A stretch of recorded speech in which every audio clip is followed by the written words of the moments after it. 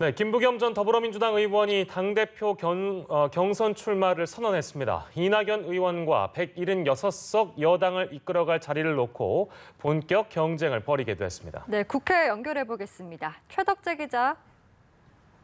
네, 김부겸 전 의원이 오늘 오전 여의도 민주당 당사에서 당대표 선거 출사표를 던졌습니다. 김 전 의원은 책임지는 리더십을 강조했습니다. 당대표가 되면 2년 임기를 충실하게 수행하고 다음 대선에도 나가지 않겠다고 선언했습니다. 당대표가 된 뒤 다음 대선에 출마하면 2년 임기인 당대표직을 7개월밖에 채우지 못하는 이낙연 의원을 겨냥한 전략으로 분석됩니다. 또 전국에서 골고루 사랑받는 정당을 만들겠다고도 약속했습니다. 8년 동안 대구에 출마하면서 지역주의의 벽에 도전해왔다면서 다음 대선 승리를 위해 영남 표심 중 300만 표를 끌어오겠다고 했습니다.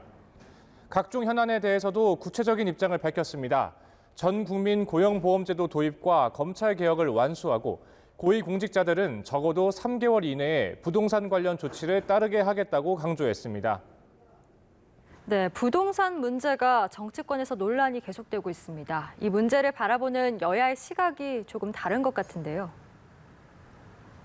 네, 그렇습니다. 우선 민주당은 부동산 시장 안정을 위해 모든 수단을 총동원하겠다는 입장입니다.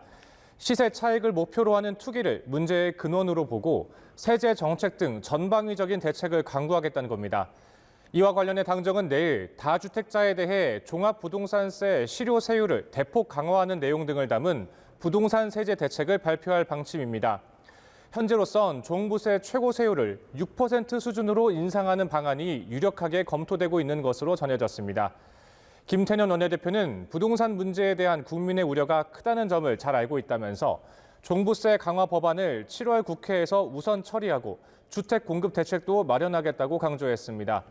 국회의원을 포함한 고위공직자의 솔선수범도 촉구했는데요.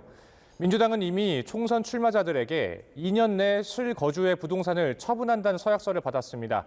김 원내대표는 이 약속을 서둘러 이행하라고 권고했습니다.